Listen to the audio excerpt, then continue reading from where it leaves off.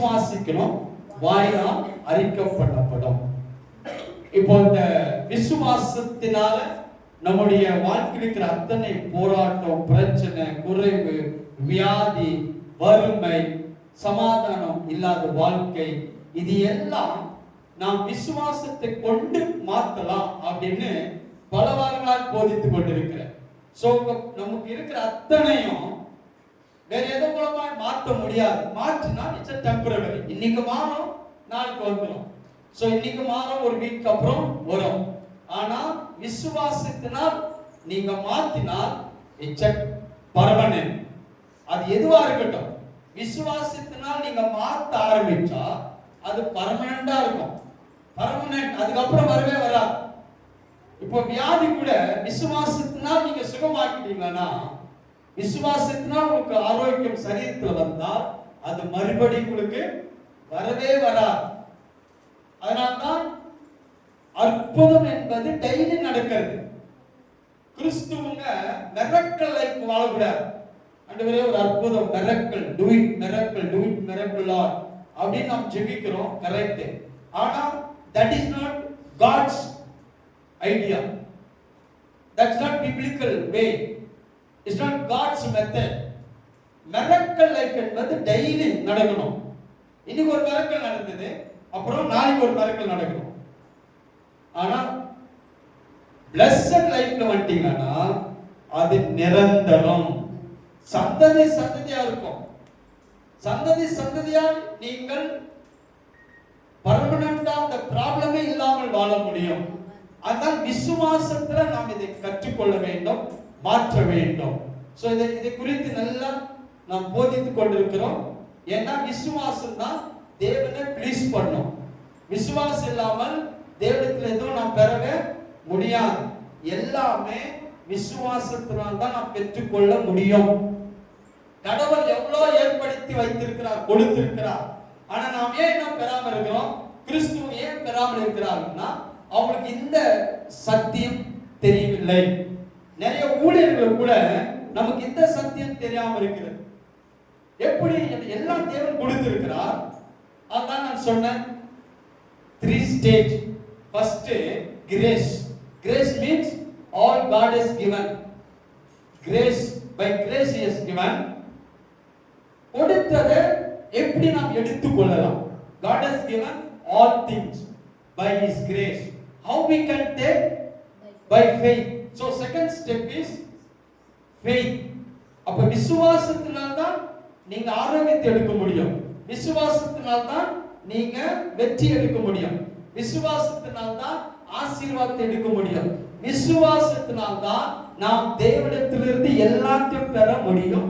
அதுதான் கடவுளுடைய வழி, கடவுளுடைய முறை, God's way, God's will, God's method. So வேற எந்த மெத்தட் பண்ணாலும் அதனால நாம் எதுவுமே தேவனிடத்திலிருந்து பெற முடியாது.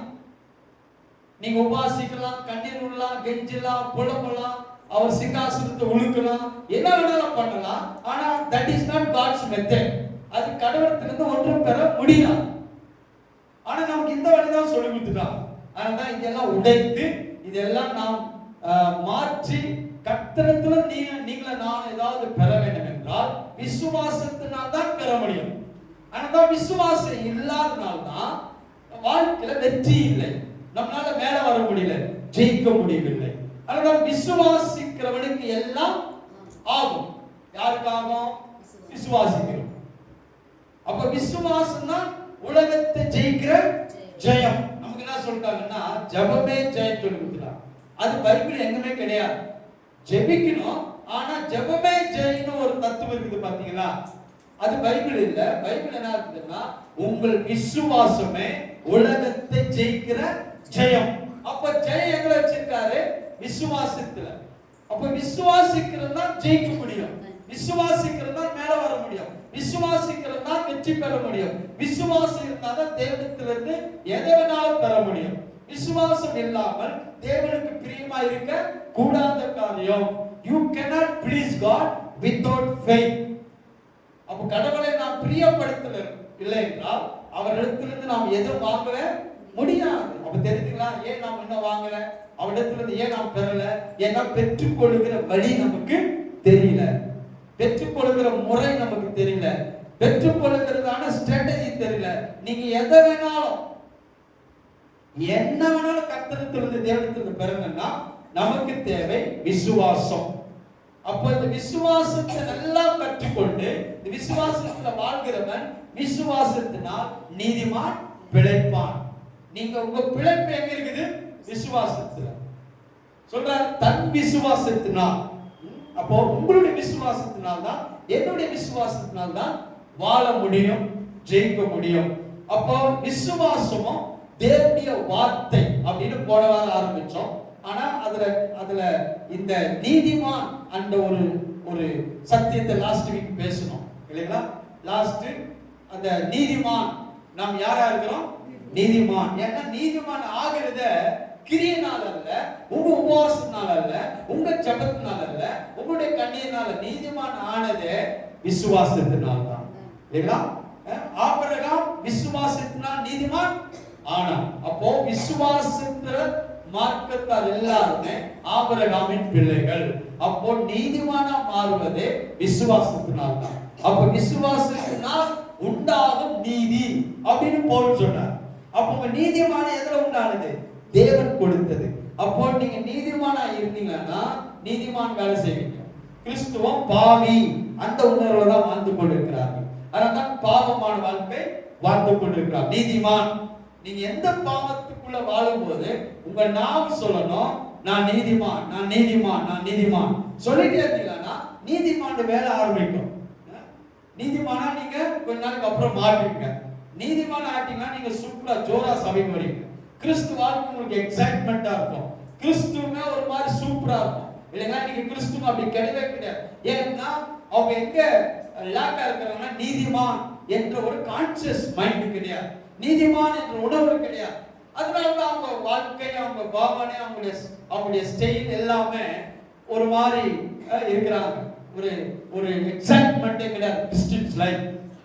நீங்க அதை புடிச்சீங்கன்னா கிறிஸ்துவுக்குள்ள இருக்கிற மாதிரி ஒரு லைஃப் வேற எங்கேயும் கிடையாது தெரியுங்களா? கிறிஸ்துவுக்குள்ள ஆண்டவர் அவ்வளவு பெரிய அற்புதமான வாழ்க்கை வைத்திருக்கிறார். ஆனா நமக்கு இதெல்லாம் தெரியாதனால தான் இந்த வாழ்க்கை வாழ்ந்து கொண்டிருக்கிறோம். அப்போ விசுவாசமும் கர்த்தருடைய வார்த்தையும். So faith and God's word. faith எதுல இருக்குது? கர்த்தருடைய வார்த்தையில் இருக்குது. கர்த்தருடைய வார்த்தைக்குள்ள faith இருக்குது. அப்போ வேர்டும் faithம் cannot be separate. அப்போ விசுவாசம் வரணும்னா அது எதுக்குள்ள வச்சிட்டாரு? தேவனுடைய வார்த்தைக்குள். அதான் ஃபார்முலா. ரோமன் 10:17 வாசிப்போம். ரோமன் 10:17. ரோமன் 10. விசுவாசம் கேள்வியினாலே வரும், கேள்வி தேவனுடைய வசனத்தினாலே வரும். பாருங்க, இதுதான் ஃபார்முலா. ஃபார்முலா ரொம்ப முக்கியம், ரூட் ரொம்ப முக்கியம், மெத்தட் ரொம்ப முக்கியம், ஸ்ட்ராட்டஜி ரொம்ப முக்கியம். அப்போ விசுவாசம் எதுக்குள்ள வச்சிட்டாரு? தேவனுடைய வார்த்தைக்குள். உங்க கையில இருக்கிற பைபிள் தான் வசனத்துக்குள்ள தான் இருக்கு தேவனுடைய விசுவாசம். அப்போ விசுவாசம் வரணும்னா உபவாசம் பண்ண வந்துருமா? வராது. விசுவாசம் உங்களுக்குள்ள எனக்குள்ள வரணும்னா நீங்க வார்த்தைக்குள்ள போகணும். You have to go to the word of God.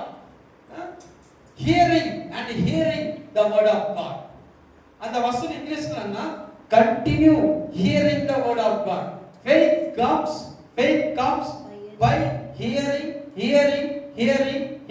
the word of God. அப்படின்னா நீ வசனத்தை கேட்டுக்கொண்டே இருந்தா உங்களுக்கு ஒண்ணு வரும். என்ன வரும்? faith வரும், விசுவாசம் வரும். விசுவாசம் வந்ததுன்னா எல்லாமே வந்தா மாதிரி. ஆமென். விசுவாசம் வந்ததுன்னா எல்லாமே வருங்க. ஏன்னா விசுவாசத்துல தான் நீங்க இன்னைக்கு பார்க்கிற உலகம், பார்க்காத உலகம் எல்லாமே இந்த விசுவாசத்தினால தான் உண்டானது. தெரியுங்களா? எந்த வஸ்துவா இருக்கலாம், அது உண்டானது மூலப்பொருள் எதுன்னா ஃபெய்த். இதான் ஆரம்பத்தில் நான் போதித்திருக்கிறேன். ஒரு வஸ்து, ஒரு மெட்டீரியல், ஒரு மூலப்பொருள், ஒரு இம்பார்ட்டன்ட் பொருள், அதுதான் விசுவாசம். அதுல இருந்து தான் இது எல்லாம் உண்டானது. உலகங்கள் உண்டானது. உலகங்கள்னா இருக்கிற அத்தனை வஸ்துக்களும் இந்த மூளை பொருள், அதுக்கு பேர் தான் விசுவாசம், ஃபெய்த். அதுல தான் உண்டானது. விசுவாசம் வந்ததுன்னா எல்லாமே வந்துடும். ஆஸ்தி, ஐஸ்வர்யங்கள், செல்வங்கள், செழிப்புகள், ஆசீர்வாதங்கள், நிறைவு, சம்பூர்ணம், சமாதானம், சந்தோஷம், மகிழ்ச்சி, எதெல்லாம் நாம் எதிர்பார்க்கிறோமோ அது எல்லாம் வரும். ஏன்னா விசுவாசத்தினால் நீதிமான் பிழைப்பான். அப்போ விசுவாசம் வரணும்னா கர்த்தருடைய வார்த்தைக்குள்ள இந்த விசுவாசத்தை வைத்து தான் அனுப்பியிருக்கிறார். ஆமென். பாருங்க, இன்னைக்கு மார்க் 16 எடுப்போம். மார்க் 16, 17, 18. மார்க் 16ஆம் அதிகாரம் 17, 18. விசுவாசிக்கிறவர்களால் நடக்கும் அடையாளங்களாவன, என் நாமத்தினாலே பிசாசுகளை துரத்துவார்கள், நவமான பாஷைகளை பேசுவார்கள், சர்ப்பங்களை எடுப்பார்கள், சாவுக்கேதுவான யாதொன்றை குடித்தாலும் அது அவர்களை சேதப்படுத்தாது, வியாதியஸ்தர் மேல் கைகளை வைப்பார்கள், அப்பொழுது அவர்கள் சொஸ்தமாவார்கள் என்றார். விசுவாசிக்கிறவர்களால் நடக்கிற அடையாளம், அற்புத அடையாளமே எந்த பேஸ்ல நடக்கும்? விசுவாசத்தினால, இல்லைங்களா? இப்போ கர்த்தரிடத்துல வந்த எல்லாருக்குமே, இயேசு கிறிஸ்து வந்த எல்லாருக்கும் ஒரு கேள்வி கேட்டார், உங்களுக்கு விசுவாசம் உண்டா? Do you have faith? ஏன்னா விசுவாசம், faith தான் ஃபவுண்டேஷன், faith தான் பிரின்சிபல்ஸ், faith தான் ஒரு லா. அப்ப அந்த faith வந்ததுன்னா அதன் மூலமாய் அடையாளங்கள், அற்புதங்கள் நடக்கும். விசுவாசிக்கிறவர்களா, அதனால நமக்கு பேரு விசுவாசி. ஆனா நாம என்ன பண்ண மாட்டோம்? விசுவாசிக்கவே மாட்டோம். விசுவாசிக்கிற நம்ம பேர் வச்சிருந்தாலும் நாம் விசுவாசிக்கவே மாட்டோம். ஆனா விசுவாசிகள் நடக்க அடையாளங்கள், நாமத்தினால் பிசாசுகளை பாருங்க. பிசாசு துரத்தணும்னா உங்களுக்கு என்ன வேணும்? விசுவாசம். பிசாசு துரத்தணும்னா உபவாசம் இருந்து துரத்தணும் அப்படின்னு சொல்லி கொடுத்தாங்க.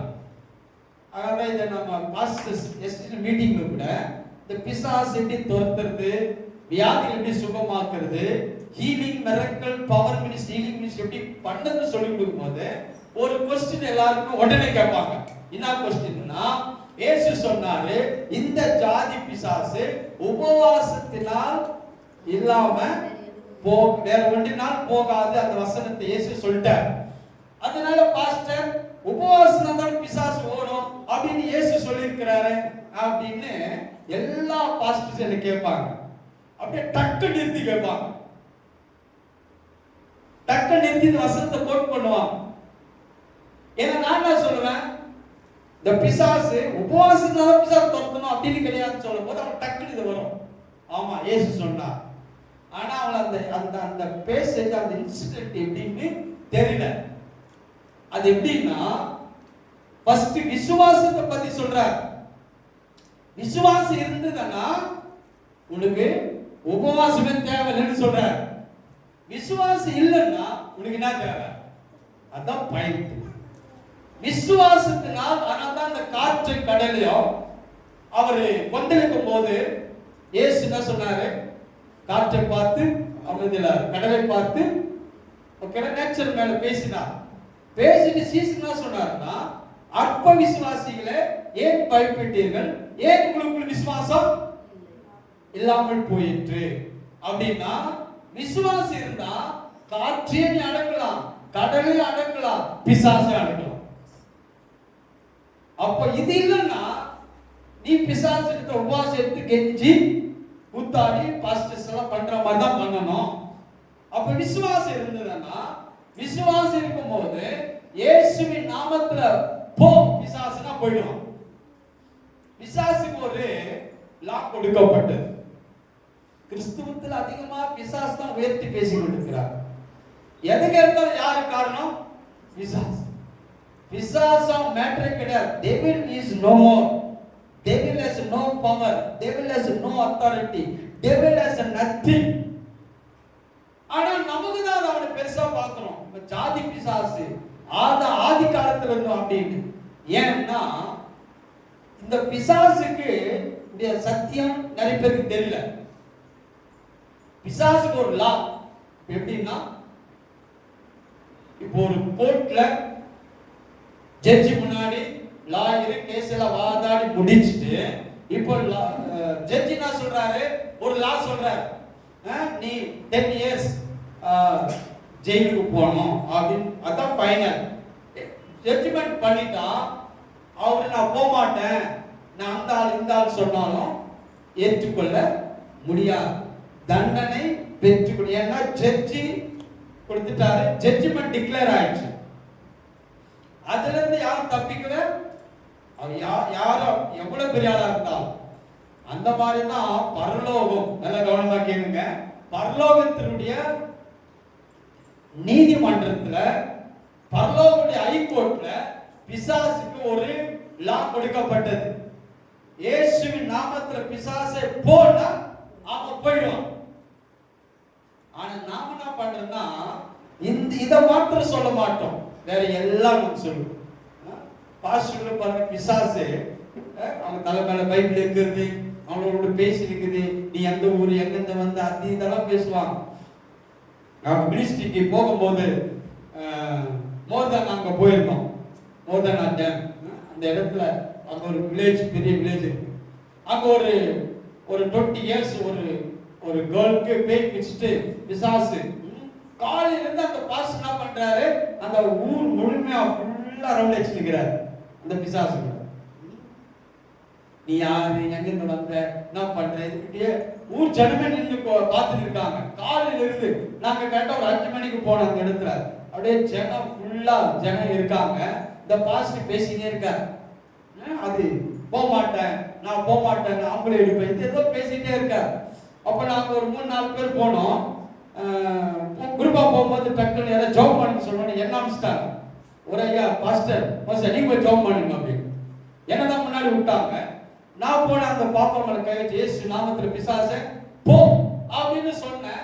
அது கொஞ்சம் ரவுண்ட் அடிச்சு கத்தி கீழே விழுந்து சைலண்ட் ஆயிடுச்சு. இந்த ரூட்டு தெரியலன்னா அவர் காலையில இருந்து அவர் மண் அடிச்சிருந்தார். பிசாசு தொத்துறனா எல்லாத்துலயும் ஈஸி. எல்லா மினிஸ்ட்ரியில ஈஸி மினிஸ்ட்ரி எது? பிசாசு தொத்துறதுனா டெவில் காஸ்ட் அவுட்னா ஈஸியஸ்ட் மினிஸ்ட்ரி. ஆனா பாஸ்டருக்கு தான் காம்ப்ளிமெண்ட் பண்ணி வச்சிருக்காங்க. பிசாசு குடிச்சு சர்ச்சை என்ன சொல்லுவாங்க, நீ 7 வாரம் வரணும், நீ 12 வாரம் வரணும், அதெல்லாம் வேணுமே கிடையாது. இயேசு நாமத்துல போ பிசாசுனா போயிடும். ஏன்னா இந்த வசனம் தான் விசுவாசிகளால் நடக்கும் அடையாளம், என் நாமத்தினால பிசாசுகளை ஜெபிங்கன்னு சொல்லல.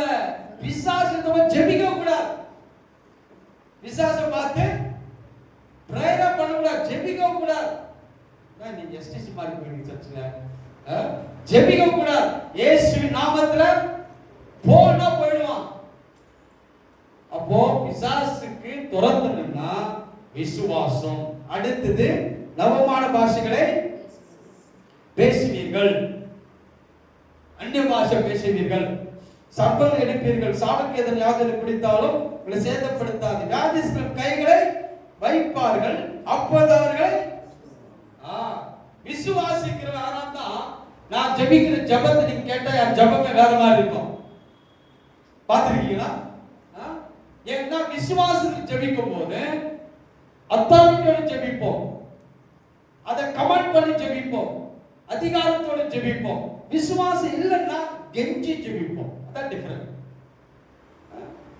விசுவாசம் ஒரு பாஸ்டர் அவருக்கு விசுவாசத்துல ஊழியர் செய்யற விசுவாசம் இருக்கிறாருன்னா அவர் ஜெபமே பவர்ஃபுல்லா இருக்கும்.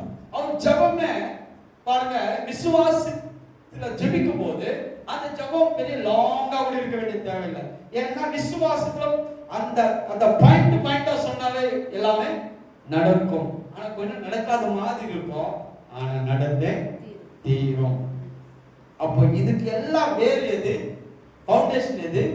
அற்புத அடையாளங்கள் நடக்கணும்னா விசுவாசம் தான். அது இயேசுவின் நாமம், வார்த்தை, தேவனுடைய வார்த்தை.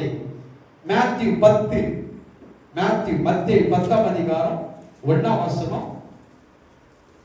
8ஆம் வசனம். Matthew 10 verse 1 and 8. அப்பொழுது அவர் தம்முடைய 12 சீஷர்களையும் தம்மிடத்தில் வரவழைத்து அசுத்த ஆவிகளை துரத்தவும் சகல வியாதிகளையும் சகல நோய்களையும் நீக்கவும் அவர்களுக்கு அதிகாரம் கொடுத்தார். சகல வியாதிகளும் நோய்களும் நீக்கவும் அவர்களுக்கு அதிகாரம் கொடுத்தார். 8ஆம் வசனம் 8. வியாதியுள்ளவர்களை சுத்தமாக்குங்கள், குஷ்டரோகிகளை சுத்தம் பண்ணுங்கள், மரித்தோரை எழுப்புங்கள், பிசாசுகளை துரத்துங்கள், இலவசமாய் பெற்றீர்கள், இலவசமாய் கொடுங்கள். அப்ப இதுக்கெல்லாம் ஃபவுண்டேஷன் எது என்றால் விசுவாசம். விசுவாசம் உங்களுக்குள்ள இருந்தா நீங்க உங்க ஜெபம் வாழ்க்கை எல்லாமே சகல வியாதிகளை நோய்களை நீக்கவும் அவர்களுக்கு என்ன கொடுத்தாரு? அதிகாரம். சொல்லுங்க எல்லாரும், அதிகாரம். அப்ப அதிகாரத்தை பெற்றுக் கொள்ளுவங்களுக்கு உங்களுக்கு குவாலிஃபிகேஷனா இருக்கணும் விசுவாசம். உபவாசம் கிடையாது, விசுவாசம். விசுவாசம் இருந்தா சகல நோய்களையும் சகல வியாதிகளையும் நீங்க என்ன பண்ணலாம்? நீக்கலாம், சுத்தமாக்கலாம். உங்களுக்கு தேவை விசுவாசம். அதுதான் நீதினால் உண்டாகும் விசுவாசம். அப்படின்னா நான் சொன்னேன் ஒரு ட்ரெஸ், நீதி என்பது ஒரு வஸ்திரமான இங்கிலீஷ்ல அப்படியே வருது, சூட்னு வருது. அப்போ நீங்க வஸ்திரத்தை போட்டாவே ஒரு மாதிரி உங்களுக்கு வாழ்க்கைய மாறும். ஆனா எப்படியா இருக்கலாம், ஆனா கோட்டு லாயர் கோட்டு போட்டாருன்னா லாயர் மாதிரி பார்ப்பாரு. போலீஸ் கோட்டு போட்டா ட்ரெஸ் போட்டா போலீஸ் ட்ரெஸ் போலீஸ் மாதிரி பார்ப்பாரு. டாக்டர் ட்ரெஸ் போட்டா டாக்டர் ட்ரெஸ் மாதிரி. ஆனா அந்த ட்ரெஸ் கழட்டிட்டா பாருங்க, அவங்க ரொம்ப நார்மலா இருப்பாங்க. அந்த மாதிரி தான் நீதிமானா நீங்க மாறினா விசுவாசம் என்ற கோட்டு போடுவீங்க.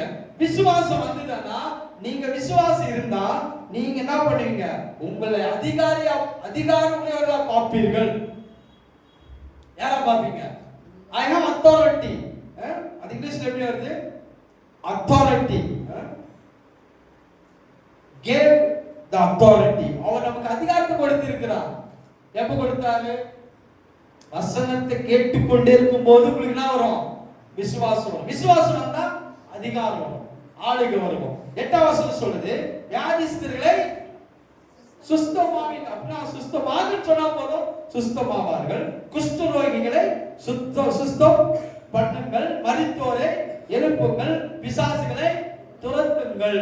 அப்போ இதெல்லாம் ரிக்வெஸ்ட் பண்ணுவது இல்லை. உங்களுக்குள்ள விசுவாசம் இருந்ததுன்னா எதை பார்த்தாலும் கமாண்ட், அதிகாரி மாதிரி பேசுவீங்க. ஒரு போலீஸ்காரன் எதை பார்த்தாலும் பாருங்க, அவன் லாங்குவேஜ், அவன் பேசுற ஸ்டைல் எல்லாமே வேற மாதிரி இருக்கும். அவன் யாரு எவ்வளவு பெரியனா இருக்கலாம், ஆனா அதிகாரத்தோட பேசுவான். ஏன்னா அவனுக்கு கொடுக்கப்பட்ட அதிகாரம், அந்த வஸ்திரம், அந்த ட்ரெஸ் கோடு. அதுதான் நீ விசுவாசத்தினால் உண்டாகும் நீதி. அப்ப நான் விசுவாசிக்கிறவனா இருந்தால் நான் எதை பார்த்து கெஞ்சுவதில்லை, எதை பார்த்தோம் ரிக்வெஸ்ட். இங்க 8ஆம் வசனம் is not request, it's a command. அப்போ வியாதியை பார்த்து என்ன பண்ணணும்? கமெண்ட் பண்ணணும். சொல்றது வியாதிஸ்தர்களை சுத்தமாக்குங்கள், குஷ்டரோகிகளை சுத்தம் பண்ணுங்கள், மரித்தோர்களை எழுப்புங்கள், பிசாசுகளை. அப்போ விசுவாசம் இருந்ததுன்னா இது விசுவாசிக்கலாம் நடக்கிற அடையாளம். வெறும் பாஸ்டர் கிடையாது, வெறும் பாஸ்டர். அப்ப விசுவாசம் ஏன் நடக்கல? ஏன்னா இப்படி விசுவாசத்தினால் நடக்கிற அடையாளம் என்று விசுவாசிக்கு சொல்லி தரல. இப்ப நான் விசுவாசம் நான் ஜெபிக்கும் போது நடக்கும், நீங்க ஜெபிக்கும் போதும். ஆனா உங்களுக்கு என்ன தேவை? விசுவாசம். விசுவாசம் வந்து இருந்தால் உங்க வார்த்தையில அதிகாரம் இருக்கும். இதுதான் பயன். உங்க வார்த்தையில எப்படி இருக்கும்? அதிகார ஜெபம். இப்ப நீ ஜெபிக்கும் போது பிரச்சனையை பார்த்து நீங்க எப்படி பார்ப்பீங்க? அதிகாரத்தோட சொல்லுவீங்க. பிரச்சனையை போ. அதனால இயேசு சொன்னார், மலையை பார்த்து நீ பெயர்ந்து தள்ளுண்டு சமுத்திர தள்ளுண்டு போ என்று சொன்னால் அவன் விசுவாசித்தால் அவன் சொன்னபடி. அப்பா நான் சொல்றது நடக்கணும்னா எனக்குள்ள என்ன இருக்கணும்? விசுவாசம்.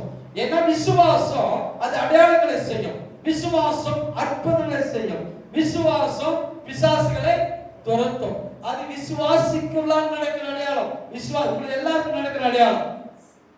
பாஸ்டர் ஆனால் இது ஒரு மெயினா அந்த ஊழியத்தை பாஸ்டருக்கு எடுத்து இதை நான் சொல்லிக் கொடுக்கிறேன். என்னன்னா எல்லா ஊழியங்கள், எல்லா அற்புத அடையாளங்கள், எல்லா வல்லமையும் யாருக்குள்ள இருக்குது?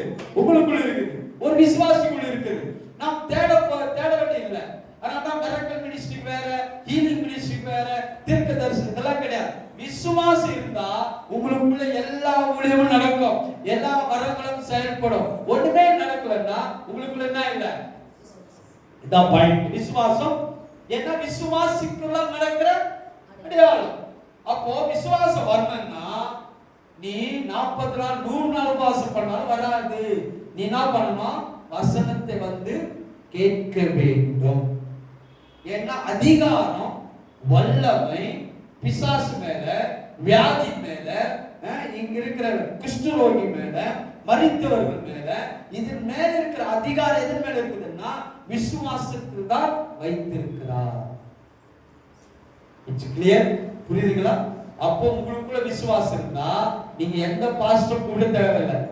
உங்களுக்குள்ள விசுவாசம் இருந்தா எந்த ஊழியக்காரரும் தேவையில்லை. உங்களுக்கு யாருமே உதவி தேவையில்லை.